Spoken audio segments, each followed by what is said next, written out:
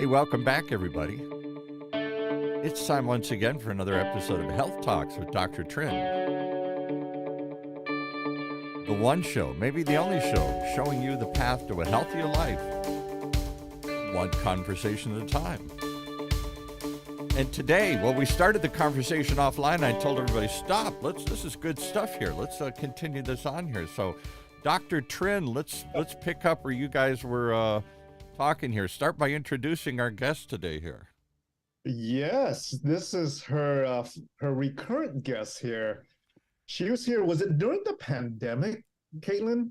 I'm trying to remember. Yeah, it was it a year and a half or 2 years ago? It was like right at the beginning, I feel, of the pandemic, or a little bit. Yeah, where we came on the show here and we talked about NUTRIPAIR, which kind of blossomed out of UC Irvine with Catlain as its founder. And we met through the Innovation Center work, right? Yeah. You were an advisor, and I think we were connected through email. Yes, through the Innovation Center. And we're here to kind of learn how NUTRIPAIR has kind of blossomed since our first chat. But even before that, we're actually chatting about Vietnam, because I was telling Catlain that she's like the new generation of Vietnamese, and folks like myself were the first generation because we were the refugees. Mm-hmm. We're the ones that kind of ran from the war and were refugees from the war.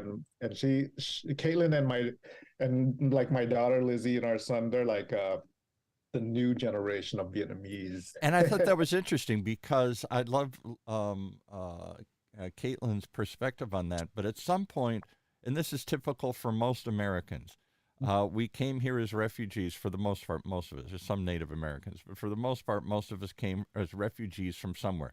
In my own case, it was 100 years or 200 years, 150 years ago in the great famine in Ireland. A third of the population died, a third of them fled, and a third of them stayed. And this was the 1840s. This was the first mass migration into America here. We were the first unwelcome, unwanted, unwashed immigrants who suddenly flooded over here because of some crisis. And a generation or two later, people are saying, what's Ireland? I don't even know. I have no connection to that. I don't speak Irish. I don't know anything. I sort of hear the distant stories of what happened, but I'm an American. My only experience is here. What is it like to be that next generation, those who you were raised here? You don't, maybe you've never even been to Vietnam or don't speak Vietnamese anymore here. You hear the stories of how they came here, but it seems like some distant tale from 100 years ago. Talk about that for a second. Yeah. Wait, first of all, Paul, she speaks better Vietnamese than I do. And that's a sad reality, because you still say, we get people on the show, and one of the more common names is Nguyen, Nguyen, and he still says Nguyen, like I did a long time ago here. He still mispronounces names from Vietnam, and he's a refugee for Pete's sake, from the country. Yeah, but he was a little kid.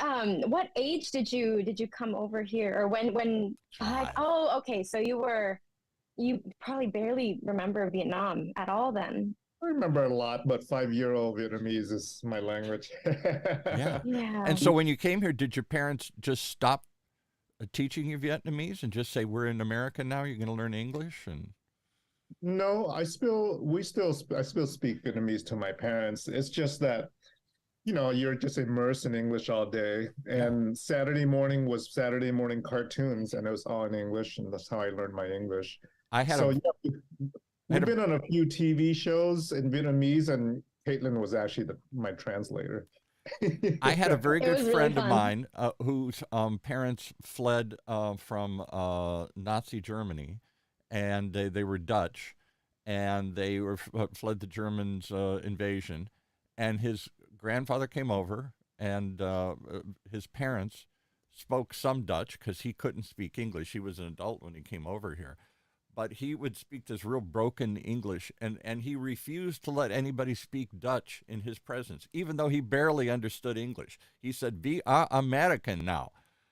He just felt once we're here, we're here. And he insisted on everybody trying to speak, and they would always try and speak to him in Dutch because that's really the only language he lost. But I thought that was interesting, you know, that just severing of the tie. Tell that story again, Dr. Trinh. You've told it before. I mean, you literally were airlifted out. You're one of those images we see, that the last helicopters taking off and the people, you know, literally the sad people hanging on. Please don't leave. Take me. And they're hanging onto the. You were one of the last helicopters out of Saigon, right? Yeah, we flew out the day before the end of the war. End of the war was April 30th, 1975, and I was airlifted along with my siblings and mom. I mean, the regime is collapsing. The communists have won. And the Americans are pulling out, and they're taking with them anybody they can grab onto this. And literally, that was us. Yeah, I mean, that's just such a heartbreaking image of taking. How did your parents get on one of the last flights? I mean, my dad spoke English and was a translator for the Americans during the war. And as a result of that, we knew that when the war ended, he would have been persecuted with our family. Yeah, for cooperating with the Americans here, for collaborating with the Americans here. So, absolutely. So he was. But anyway, Caitlin was telling us that your grandfather worked there at the airport. Yeah. So, I mean, all of this, it hits really close to home for me, even though I've only been to Vietnam once, and that was in 2018, 2019. But I live with my grandparents and I live with my mom. I was raised by them. And right. So I know Vietnam from their perspective, and both my grandparents used to work at the airport Tân Sơn Nhất. So my grandpa was the air traffic controller, and my grandma also worked around in that area. So they were living in the airport villages. I think that's what it was at the time. And then when the regime collapsed, they were kicked out. And then that's when they really had to start over. And they didn't leave in 75. I think a couple years later, my grandpa was one of the boat people. So him and my two uncles escaped to one of the neighboring countries on the little boat. And then they flew over to America. And then after 10 years, sponsored the rest of my aunts, my mom, and my grandma over. I mean, that's just an amazing American tale. They got on a boat. The boat people were even more amazing because these little boats they knew couldn't go very far into the ocean. They were hoping, they were assuming that when they got out of the territorial water, if they were still alive, that somebody would pick them up. Somebody's out there. Somebody will grab us. Let's just get in any little creaky little boat, and we'll float out into the ocean, hoping there's a ship out there that will pick us up. And in the meantime, the Vietnamese, the now communist regime, is shooting anybody that goes out in a little. Don't you take off. We'll go out and shoot you if you go out in one of those little boats here. I mean, it was a very death-defying attempt, desperation to get out of the country here. So here you are now, the epitome of an American. If I closed my eyes, I wouldn't know you're Vietnamese. There's no trace of accent or whatever here. You look like everybody in America here today, and you did what everybody in your generation is doing. You started a business in college. I mean, that to me is the American success story. Here you are. You're third generation now? You're the third generation. So your grandfather escaped. Your parents were the foot in both worlds, and you're firmly planted here at UCI, and now you've graduated and you're on to your new business here. You are the epitome of the American success story. You are, really. Yeah. Absolutely. Yeah. So let's talk about that journey. Why be an entrepreneur? Why not just go to UCI and get a degree and work for, I don't know, some giant corporation here?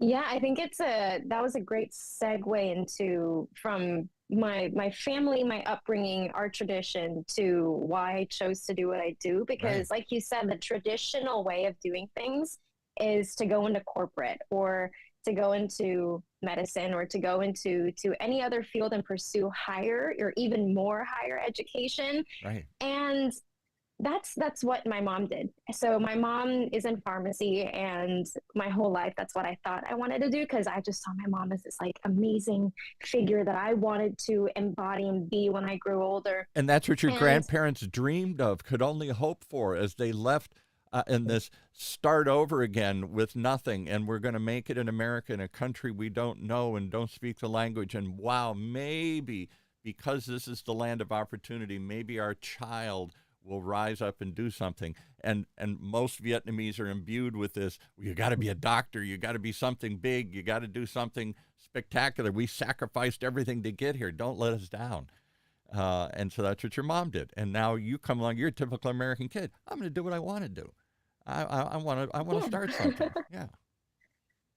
Yeah, and I mean, because to me, the definition of success, there's so many definitions of it, and I feel like as a culture, maybe we have created borders or boundaries around what we view as success, and Yeah. so yeah, and so when it comes to breaking out of that bridge, also, I see that there's not a lot of Vietnamese young women building their own business or going into a more male dominated industry. And it's very daunting because you don't see anyone like you doing this. And Yeah, it was right. tough, and it's still tough to explain to my family what I do exactly. But they didn't come over to America for nothing. They didn't come over to America for me to be another cog in someone's wheel. Wow. And so I feel like it's my responsibility to really make an impact on not only my family's efforts, but, you know, they didn't come over in that creaky little boat for nothing. And so I really want to take it upon myself. I'm going to replay this over and over again. They didn't come over for nothing. They came over to the land of opportunity. I don't want to sound too corny, but I think that's what most of us believe still America is. And you're the epitome of that opportunity. You're a young Vietnamese woman going off on your own, making your way in the world here after graduating from a prestigious university here, choosing a path that wasn't laid out for you at birth, your own path, your own way, your own impact. You made it. You're all officially Americans here. You're the epitome of Americans. If there is anything that makes America great, and I truly believe there is, it's this immigrant story. It's this success. This from nothing to something. They didn't come over for nothing. I think you've epitomized it. All right, so now that we've done the patriotic story and and you got me all teary-eyed here. Tell us, what the heck is NUTRIPAIR? If your parents don't understand it, how are we going to understand it here? Well, my grandparents speak only Vietnamese, so maybe that's it. And it's lost in translation. My best for translation, yeah. But NUTRIPAIR, our main mission is to help people find the best foods for all their dietary needs. So let's say you have a food intolerance, gluten, peanuts, and you're trying to dine out at a restaurant in your local area, or if you're traveling, we'll help you find that restaurant and find exactly what menu items fit your dietary needs. So we're able to help the end user, but also there's a business part of it, the local businesses that we're able to help. So for example, the local Vietnamese restaurants who maybe they don't speak a lot of English and they want to bring in a more diverse group of customers. We can help them as well. And so we're able to lift the food accessibility on both ends of the spectrum. So I got to say, again, just like your story touches me, this app touches me, because I think I said the last time, my wife suffers from one of these food allergies. She's very allergic to anything lactose. And she's not just intolerant. She doesn't get an upset stomach. She breaks out in cysts, these little sores that pop up and everything. Some of them are huge. And so the first time I saw it, I was like, I couldn't believe it. It was like, oh my God, the cyst erupts. And they tend to appear in her face, not her back or whatever here. And so she has to constantly go through all the layers of the ingredients. And every time we go to a restaurant, people are groan and here he goes again. All right, does that have any dairy? Does that have any butter in it? And the waiter or waitress goes, I don't know. And then they come back. I said, well, go check. Because sometimes they fry it with butter or they add butter somewhere in there. And they usually come back and say, oh, my God, there is some butter in there. I didn't know, and it's already in there. So we have to go through this whole laborious research each and every time she goes out to restaurants. And it's It's embarrassing, but it's something we've just got used to doing, because otherwise the result is she gets sick. Yeah, and that's that story honestly is the reason why we do what we do, because when you're in a group setting, especially, it's so difficult when you don't know what that restaurant does contain or does not contain. Right. Or let's say you're traveling. Like how do you approach it when you guys are going to travel? I have taken the lead now. I'm the guy that breaks it up. So as soon as the waiter or waitress comes up, I say, all right, here's what our problem is. My wife's very and I say, and she's very intelligent. She doesn't just get an upset stomach here. So we're gonna add. She's looking at this. She's looking at this. What do you think? And we kind of have a sense for some of this stuff comes pre-made. She likes calamari, fried calamari. Well, sometimes they'll put cheese on. I don't know why they always sprinkle cheese all over it when it comes out. We're just used to seeing. So I say, make sure there's no cheese. And I can't tell you, about 50% of the time, if we've never been there, they say, got it. And they come out and there's a little cheese sprinkled all over it. And we say, hey, come on back. Hey, we said no cheese, send it back. And so we go through this. Because she's hesitant to go into this and embarrassed about it, I just grab the bull by the horn and start.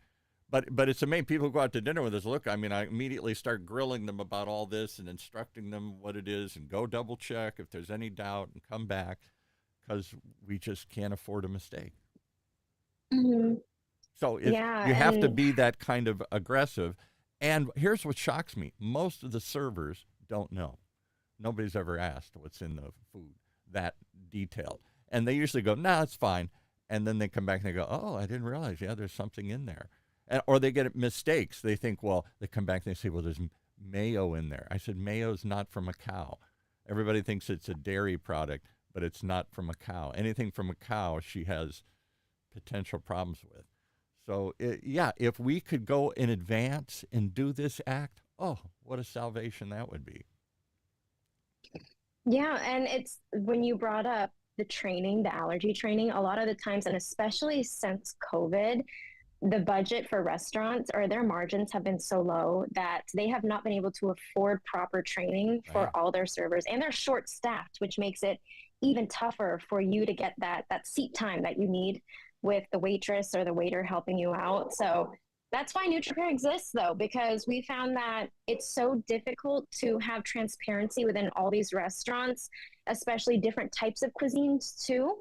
For example, Mexican food, Vietnamese, Chinese, who knows what's in it when it's not in English sometimes. And so somebody needs to help out. And right now, technology is such, it's so sophisticated now that we can utilize it, and everyone's got a phone. So why don't we use it to make our lives easier, especially for those who need a little extra help? So let me give you, I know Dr. Trin's got some questions, but let me give you one testimonial from a potential user of your app here.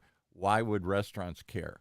We've been to restaurants and they kind of look like, you're kind of a pain in the butt. Why don't you go away? We got a million other customers here. I don't know what's in it, and just eat it, or you want it or don't you? We don't go back. We don't go back to those restaurants if they don't take this seriously, or don't seem interested in helping us, or they roll their eyes, or it's a big, hey, we got 47. In the days when there's lines out the block, maybe they didn't care about us. Maybe they could throw us away. Next, we'll take a faster, easier customer. Those days have gone away. Restaurant traffic is down. It's harder to hold on to customers, all that kind of stuff. So you're missing out a potential audience. There are more and more people with peanut allergies, dairy allergies, all these things, gluten allergies. If you just say, who cares? I'll go for the mass crowd.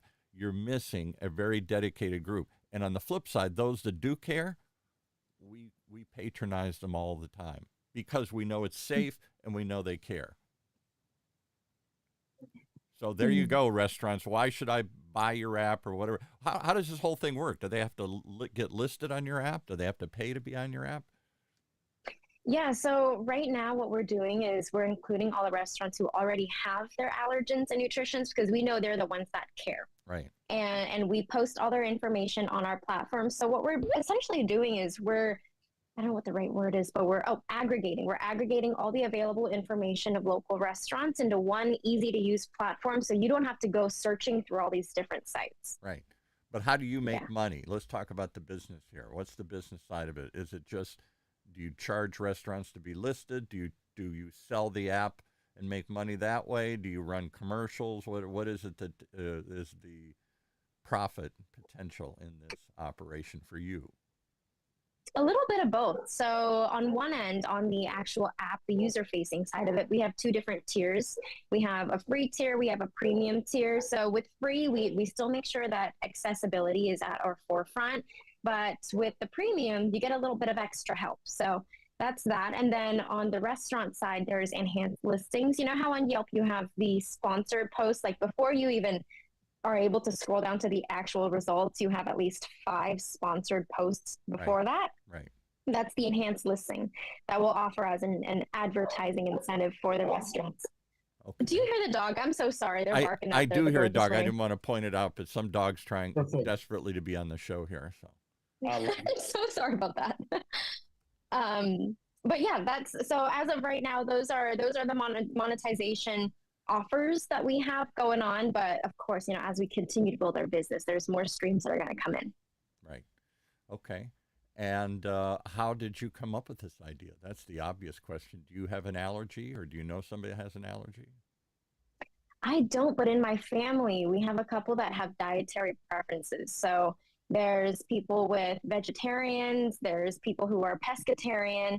And even though it's not a specific dietary requirement, it's still a big preference. They'll still get sick if they eat meat because they haven't been eating meat for such a long time. And it's difficult to coordinate with the rest of my family because there's some of us that still do eat meat or still do eat fish.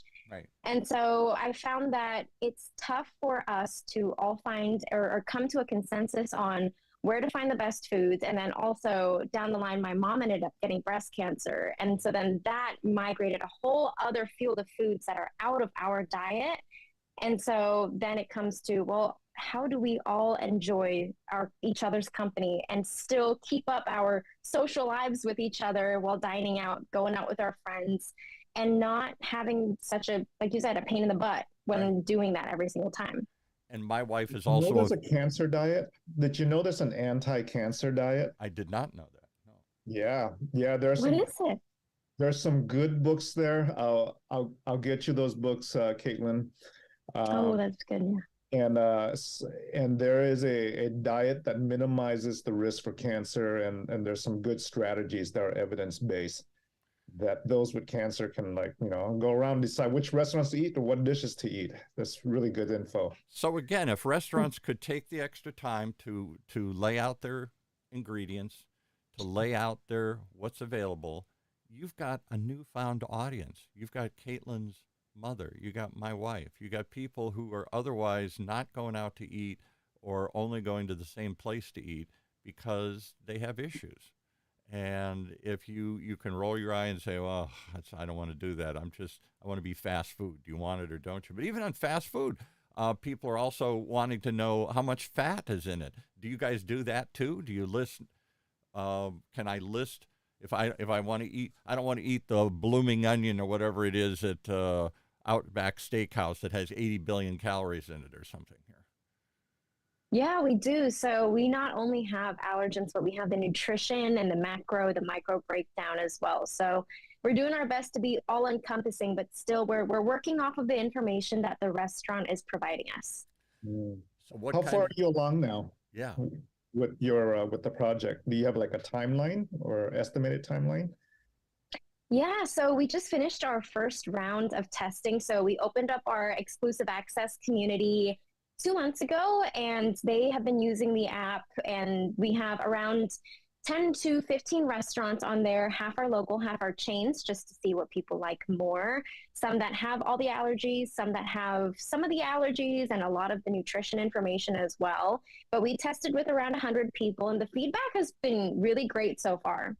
So we're closing that round off this week, actually. So tomorrow we're closing it, and we're taking a look back at all the analysis, and then around June, July time is when we'll be launching our second testing round with even more features and adding in the dietary preferences. So we're looking forward to that. And then hopefully in late fall is when we'll actually get to our launch, and that'll be the public launch. So everything before that has been private and smaller.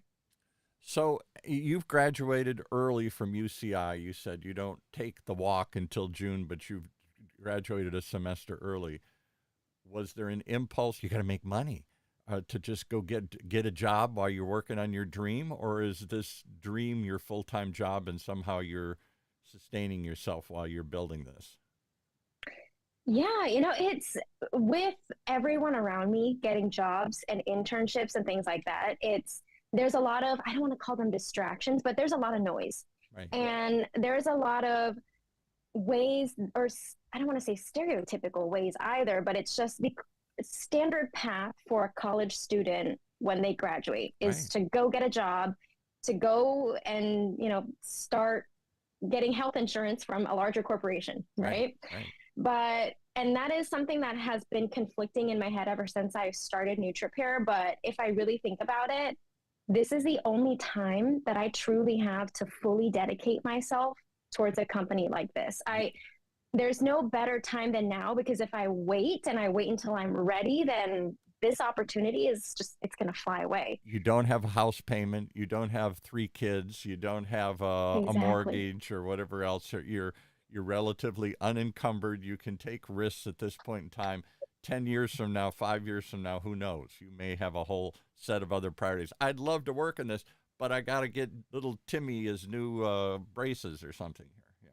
Yeah. Yeah. And the best thing about working on NutriPair has actually been talking to older mentors or more experienced advisors, because I get to I like see the way through their lens. she pivoted. She said older folks, and then we both went horrified. And she said, "No, more experienced." I meant to say more experienced. Yeah. It doesn't matter the age. It doesn't matter the age. Experience is what matters. Right. But I've been able to, I would say, vicariously live through everyone else's perspectives and gain all these different viewpoints on why I should be building this business now. Because if I don't, then in the future, I'm going to have kids or I'm going to have a house. And it's just the time is never going to be right again. And the market isn't going to be right again either. Oh, And so, and that's why when I was at UCI, and the Entrepreneur Center was helping me a lot with getting the business started. And so I wanted to give back and help some of the students out as well. But one of my biggest tips for any young entrepreneurs or any college students is do it now, because people love to support college students. And if you fail now, people are not even going to look at it as a failure. They're going to see it as a bunch of lessons learned at a young age. yeah. I think corporations would view that positively. You took a chance. You developed something. You learned something. You're not just a newbie right off the UCI assembly line here who doesn't know anything about business or anything. You've had to run a budget. You've had to do marketing. You've had to do testing. You've had to do various things that probably make you even more appealing. So what do you got to lose? What do you think, Dr. Trinh? You were assigned to her through the Wayfinder program or through the Entrepreneur Center, because you're all ants, ant eaters. Yeah, right. Absolutely. Yeah. We connected. I love the energy, and I love the health perspective, obviously. Mm-hmm. And it's much needed, because in this world, we are addicted to food and the wrong foods. The wrong food, and the unhealthy foods and the food that promotes inflammation. You got sugar and everything, and cheese and everything we've discovered, or milk and everything. Yeah. Right. Yeah. So this app, NutriPair, is a solution to get around all the health effects that we see today as a physician, right? The folks that come in to our office, diabetes, hypertension, Alzheimer's, even cancer, whatever it is, right? A lot of it is lifestyle related. Not everything, but a lot is lifestyle related. And a huge part of that is nutrition. And, it's living health. It's what you put into your body, starting with. We are what we eat. We are what we eat. Food is not just food. Food is medicine, and food is information, right? What we eat is information for our body, for our genes, for our genetic codes, and it tells our genes, turn on these set of genes, turn off these set of genes, right?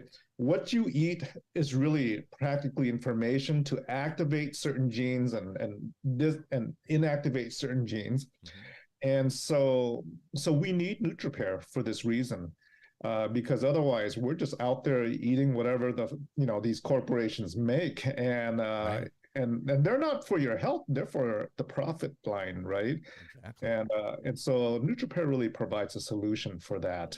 And so kudos. Any success stories you can tell us to date? Have you? I don't even know if you've launched yet. Do you have? Is the app up? Can I go get it today and try it, or is it still in beta testing somewhere here?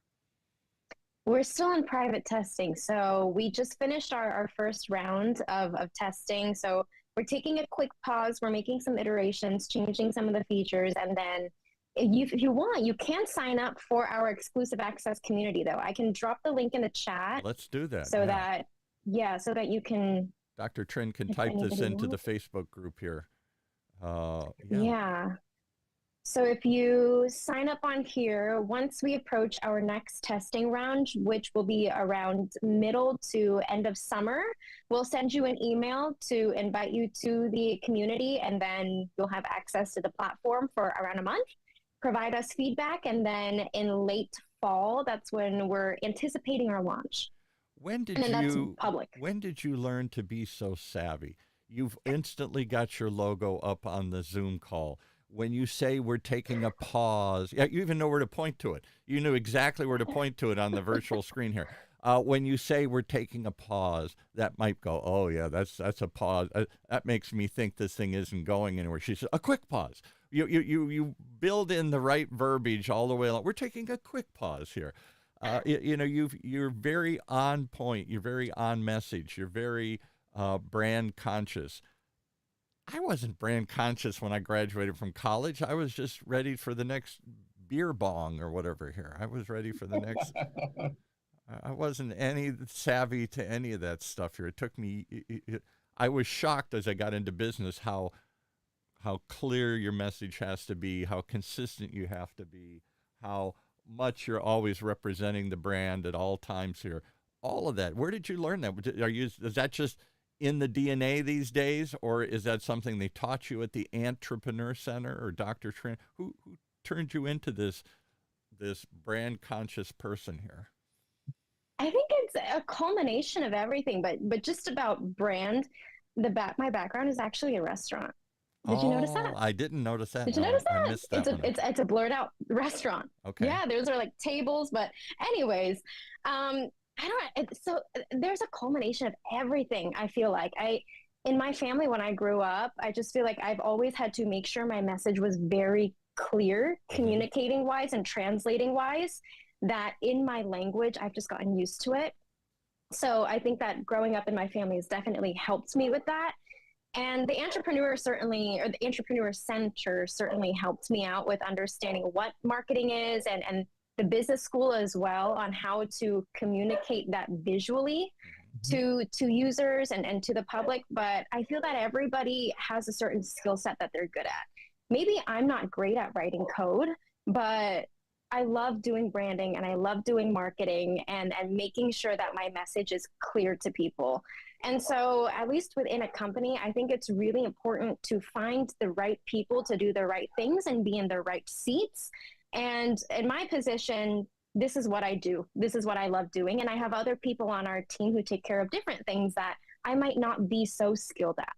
So let me tell you, having spent most of my life as a storyteller and for many years in public relations as a corporate storyteller, the two things I always tell people about brand. There's many ideas about what a brand is. It's a promise you're making to your customer, and you've got all this stuff. My two takeaways always is you got to be consistent. You got to say the same thing all the time. You can't describe it one way one day and another way another day. Then they're confusing. It's got to be consistent, and it's got to be persistent.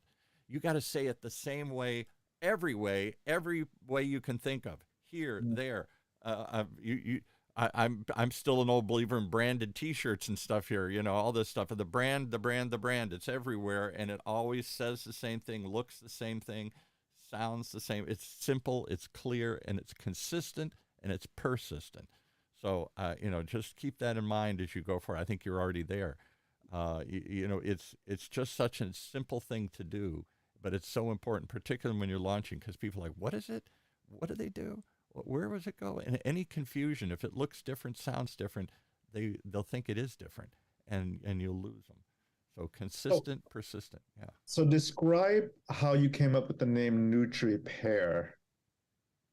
Yeah. So if you split the word in half, you see nutri, which in long form is nutrition, and then pair for pairing. So in a sense, what NutriPair really does is we pair you with the best foods for your nutritional needs. So it's simple. It's nutrition pairing, and we kind of split the words in half and just put them together, and that's how it worked. And then we have the pair logo here, and there's 3 puzzle pieces, because we're trying to fit all of your needs and be at the intersection of your taste preference, your dietary preference, and your budget preference as well. So that's our holy trinity right there. See, there she was waiting for you to ask that. There's some thought into this. She didn't just sit at a coffee shop one day and go, I don't know. We had somebody on one of your shows, Dr. Trinh, and he said, truthfully, we just sat in a coffee shop and we went, I don't know, we're going to call it this. There wasn't a whole lot of thought or research into it. She's thought it out. And I love a double entendres, double meanings. English has all these words that sound the same but mean something different. And so you've got the pair of pairing, and then the PEAR, the pair of the fruit. And it's the fruit of your efforts. You should say that too. This is the culmination, the fruit of our whole thought. I'll keep that in mind. The fruit of life, it's a healthy fruit, all that kind of, lots of positive images there that suggests, and yet it's simple. It's a logo that can be compressed and put on a T-shirt or put on a business card. Yeah, I think you've hit it on all those levels there. So what do you need help with now? Money. Big investors, millions of dollars here. That's what she needs. Every entrepreneur needs. Is it funding? Is it marketing plans? What are some of your gaps to move forward and all that? Yeah, I would say there's 3 main needs that we're looking for. So one of them I already sent into the chat, which was getting users to be a part of the platform in our early stages. So joining that exclusive access community, that'll be amazing, because not only will you be able to shape the future of the app, but also you're building the app, or you're influencing the app to meet your needs. So it's really a chance for us to engage directly with the people who we're building the platform for. Okay, and that's one.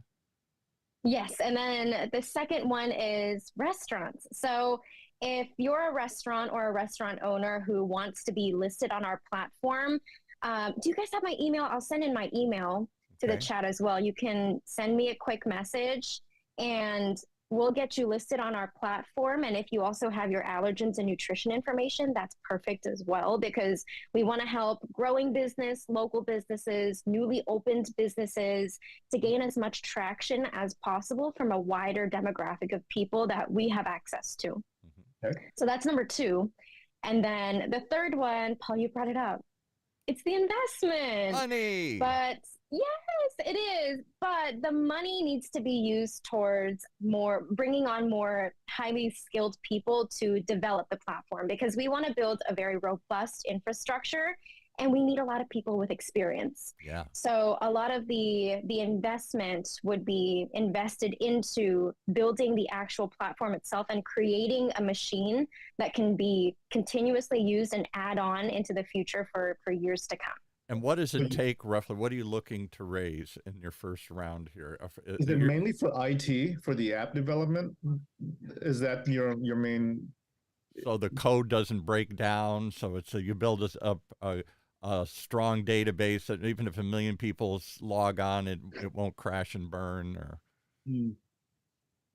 Yeah, so our costs will be divided between IT software development, but also launching the platform too. So there's a marketing aspect to it, and then there's operational costs as well with all of our infrastructure and our daily needs.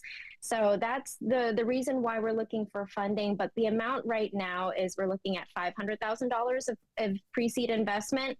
So that's what we're shooting for. And we're hoping to find the right investor who will carry us into our future rounds of testing, but also to help us build our product and be a strong force, a part of the company in the long run. So how do you updated deck? You have an updated deck. a pitch deck? I do. Of course she does. Mhm. Send it over, email it over to us. What Yeah, for sure. what's the path to finding money? That's got to be the hardest part here. There's friends and family in the beginning, your grandpa, your cousins, somebody. They give you some little seeding to get you first going. But now you're looking, this is still fun. This is, what do you use the term, I forgot what it is, but before you go out, Pre-seed. pre-seed. All right. So you're looking for angel investors, basically, people who are going to ride with you for a while. And then is the goal to take them out and eventually turn this into a public thing or a private company? What's the progression of this that you foresee?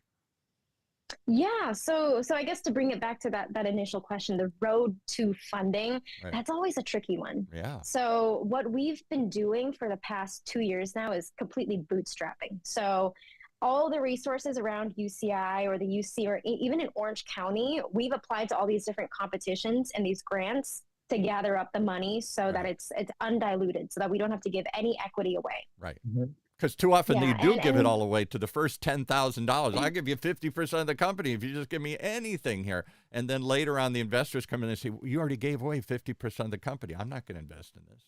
Yeah. exactly, yeah. So we've done our best to tap into all of the resources for funding and grants wise in the local area. And then the next step too is see if there's more grants, but then this is when the angel investors or the pre-seed, the smaller investment funds come into play.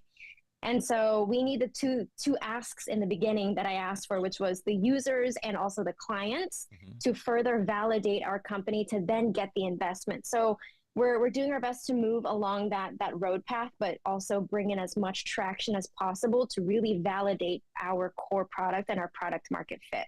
Yeah. If you've only And got 4 restaurants on it, I may not invest. But if you got 4,000 or 400, it's a more robust platform and a more visible support for your concept here. Restaurants embracing it, people embracing it. Where are you at now? Have you got on this? You've got some restaurants on this? sorry, you cut out. I know. Sorry, we had a little hiccup in the feed here. Can you still hear me? Yeah. Yeah, I can hear you. Okay, sorry. Where are you at in those 2 quests? Do you have a robust group of restaurants and users playing with this right now? So I would say we're working towards it. Right now, we've got around 100, 150 users who are signed up and waiting.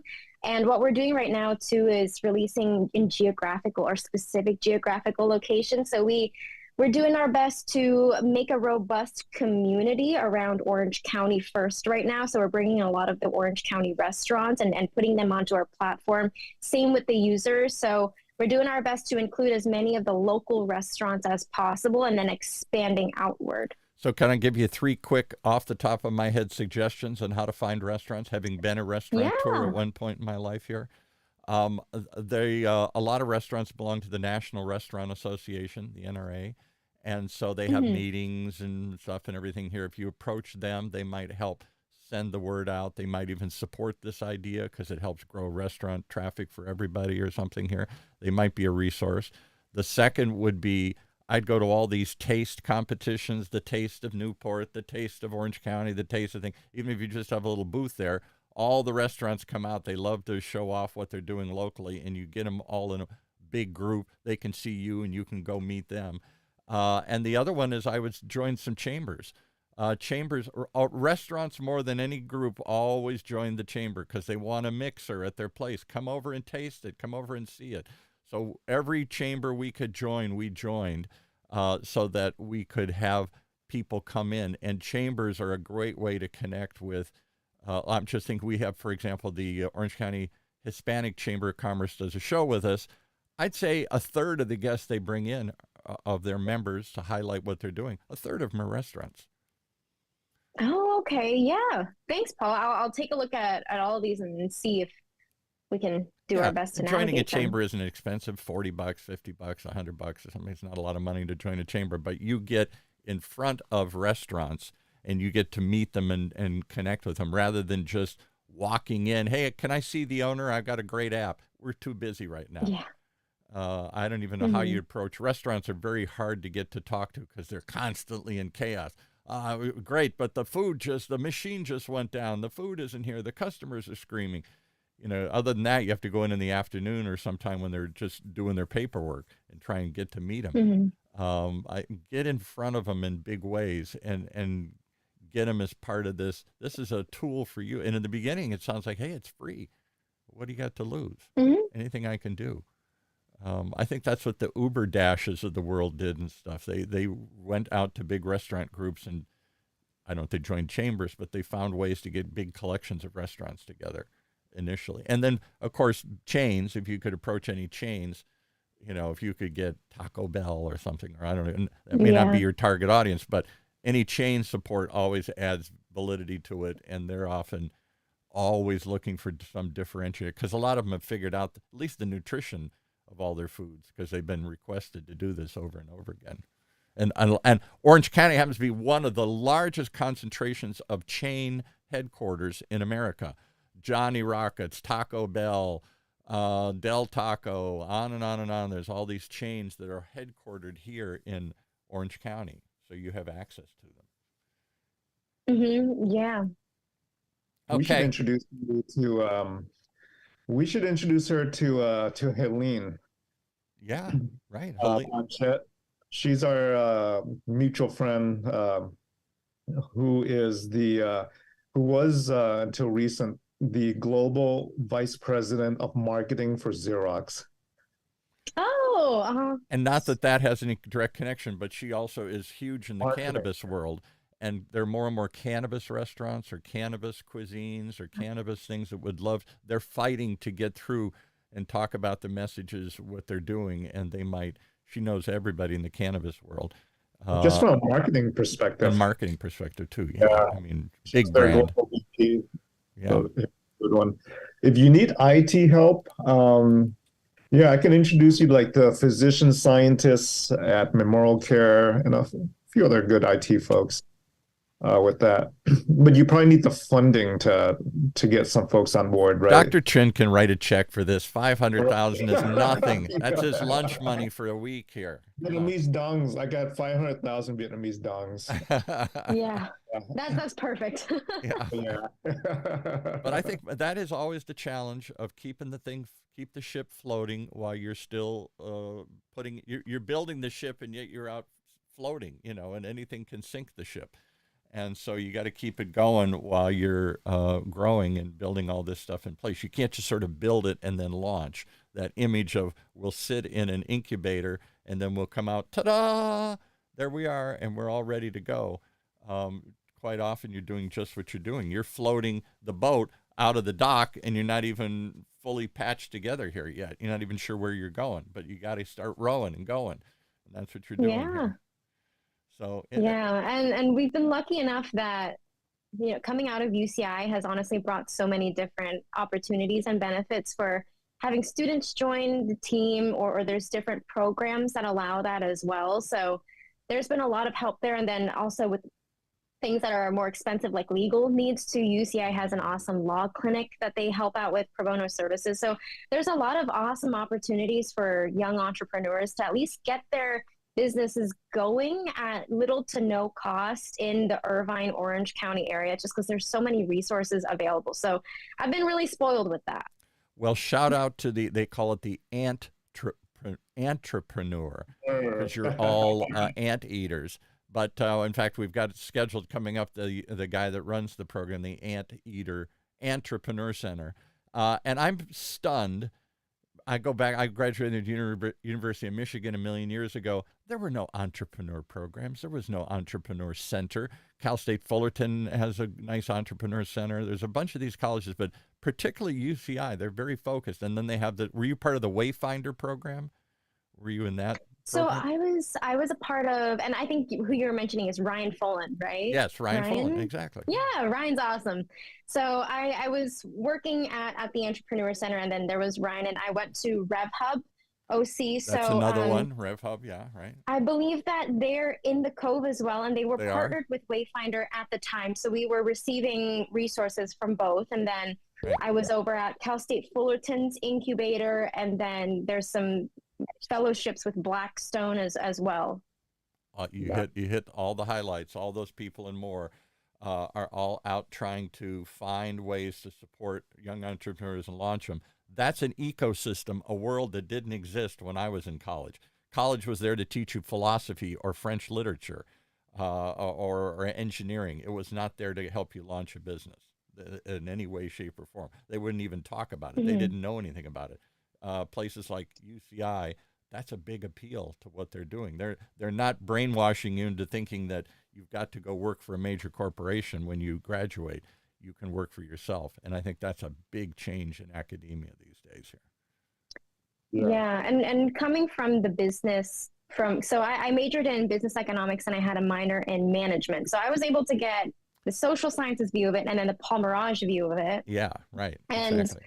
It was very interesting learning it how it was textbook form and then taking tests, midterms, finals on business and then actually running my own business outside of it. Yeah. There is a stark contrast. Oh yeah. It is different. The information we learn is outdated. And so that's why we need to have an ecosystem that actually teaches young people how to accurately build a business in today's world instead of taking a look at a textbook and building it how it was in the 1900s. I think the same thing is true with media today here. That's my common complaint with all these schools. UCI doesn't have a media, they don't have radio, television, and film and all this stuff, but a lot of colleges do.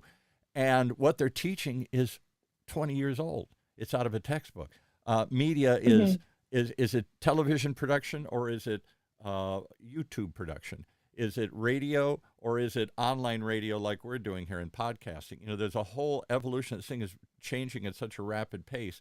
The basic structure is still the same, cameras, lights, microphones, and everything, but the way you tell stories has changed, and too often there's teaching a structure that doesn't even exist anymore here, or that's very outdated. So I agree. I think academia is always struggling.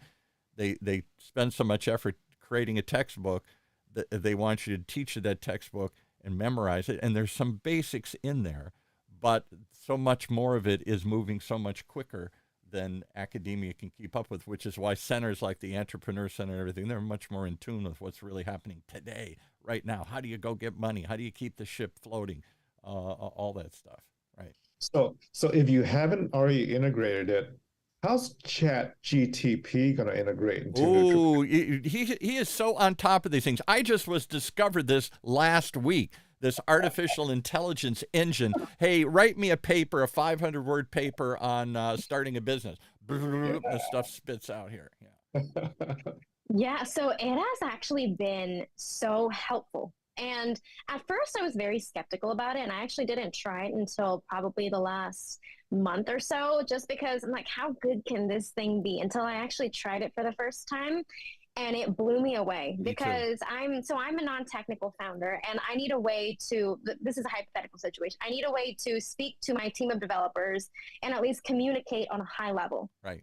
Well, I can now type into ChatGPT or GPT how to integrate XYZ into some data structure that we're already using. And it'll give me the bullet point lists of how I can understand it. And it's not code, or if I paste in code, I can ask it to tell me what this code means in English. And it'll tell me. And it has been so crazy because as a founder, those are the things where you're like, wow, maybe I can not need to rely on somebody else for this. Maybe I can do it myself with the help of artificial intelligence. And marketing. So now you can write marketing pieces in a minute, in a second.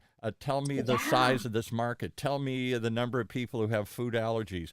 Talk to me about nutritional needs and everything. Blah, blah, blah, blah, blah, blah, and it spits all this stuff out. I don't know how it collects it and goes and finds it so quickly here, but it's a compilation of this worldwide database of information and articles, and it puts it together in pretty well-crafted form, storytelling form, so that instantly you've got an article, instantly you've got a manual, instantly you've got a discussion piece. I don't know how to discuss this topic with technical people here.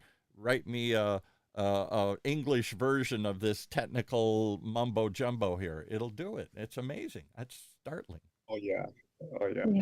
And when you're ready to launch in the fall, let me know. We'll definitely help you with the press release to get the word out. And and then we'll probably be able to get NutriPair into a few big websites. There you go. Ooh. He's connected to this stuff here. He's the man. Well, we're out of time. Wrap us up. We're right on time, actually. Give us the website and how to find you and how to invest and all. Give us all the contacts we need to continue the conversation. Yeah, so to check out more information about NutriPair, you can go to our website. It's nutripair.co. So it's spelled like this, .co. And then that's where you'll find our updated website. Our Instagram is linked on there too. If you want to go directly on Instagram, it's also at nutripair.co. Okay. And if you want to get a hold of me, you can email me at Catlain, so CATLIN .nutripair.co@gmail.com. And you spell Catlain differently than I would here. So spell your name again, Catlain. Usually C-A-I-T. Yeah, it's spelled like Catlain. So I was named after a street in Vietnam. That's a whole other story. But it's spelled CATLIN instead of CAITLIN. Right. So it's spelled like Catlain. Because I'm Irish and Catlain is an Irish name here. So that's why I want to spell it the traditional way. Caitlin's a very old Irish name here. I don't know what. Well, maybe I am Irish. Maybe I don't know. You could be. You could be a leprechaun. You could have a pot of gold waiting for you here when the show is over here. Anything's possible. Hopefully. Let's get you back on the show when you're ready to launch. Yeah. And sounds great. We'll do your launch for you on OC Talk Radio. There you go. There you go. We'd love to be part of it. That'd be so fun. All right, Dr. Trinh, take us out. All right. Thanks, Catlain. Great session on NutriPair and the solution that you provide to the health epidemic we have. And the today. third generation of immigrants launching the American dream. Yeah, and a woman minority entrepreneur. This is it. Wow. This is the American dream right here on OC Talk Radio. Absolutely. Thanks so much, Catlain. Talk to you guys soon. Thanks so much for having me. Talk to you soon. Well, there you have a lot to digest this morning here. The immigrant's journey, the entrepreneurial dream, the power of University of California, Irvine to supplement to support that, and something we all need to support our daily diet and live with the increasing amount of allergies and limits we have in our diet. All that and more this morning on Health Talks with Dr. Trinh. Streaming live from our studios here at the University of California, Irvine's Beale Applied Innovation Center.